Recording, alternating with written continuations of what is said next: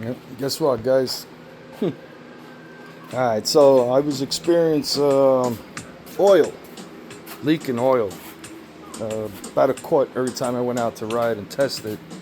And I also was getting water intrusion again. So, I mean, it takes time. It takes time to get everything right and double check, triple check. So it's in, out of the water. So I get to see little by little what to fix, one at a time.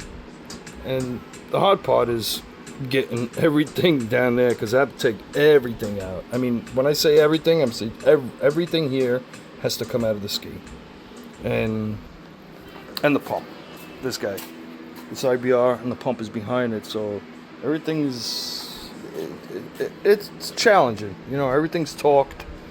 Everything has to be clean, surface, lubricated. So it takes some time. So the very last thing I was having a problem with was the water, but the amount of water that was coming in was from this guy down here. Oh, you can't see with the light, but let me put some light here. This thing right down there, the bellows. So it needs to compress because it's a modified one. They discontinued the original, and it's so hard to get to. And you got to remove this thing. There's a bolt behind it. You can't even see it, let alone know where it is. There's like a guessing game. You got to put your hand down there. You got to feel around. But anyway, so getting back to my problem here. And yeah, last time I told you guys I put in the new water box, so it sounds even better and a little quicker. But the problem was it was filling up with water, and finally, hopefully tomorrow I'll find out that water is resolved. That's one of the main things. We don't want to sink.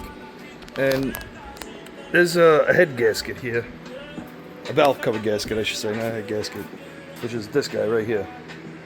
And all around here, I just noticed when I pulled it off, it's got all little crud in there and dirt, and the surface was a little on the filthy side. So I can't take the whole thing out and get a machine. So I think I did a pretty good job. I sanded everything down to get it nice and flat, because when this thing is under pressure, the amount of oil that's going up and down in here just to lubricate everything, it's you can't even imagine. At 9,000, almost 9,000 RPMs, at 8,500 RPMs basically, and this thing is just pumping and spinning.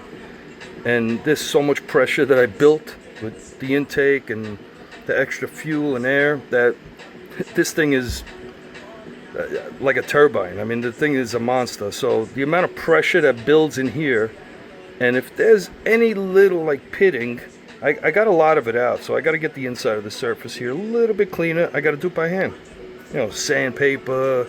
It's just this is the pain in the ass part. But I did find it. I did run it. I ran the test, and you know, I saw all the oil dripping out of here. I mean, I was going nuts. Oil was accumulating down there. I thought it was this.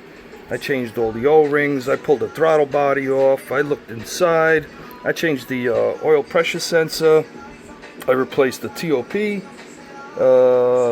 There's so many things that I had laying around that if I had it, I was changing it. But nevertheless, this is my last probably guess of what the oil leak is. And I think I'm 99.99999% sure that this is it. Anyway, that was the update. And time to clean up, and it's late. I've been at it all day.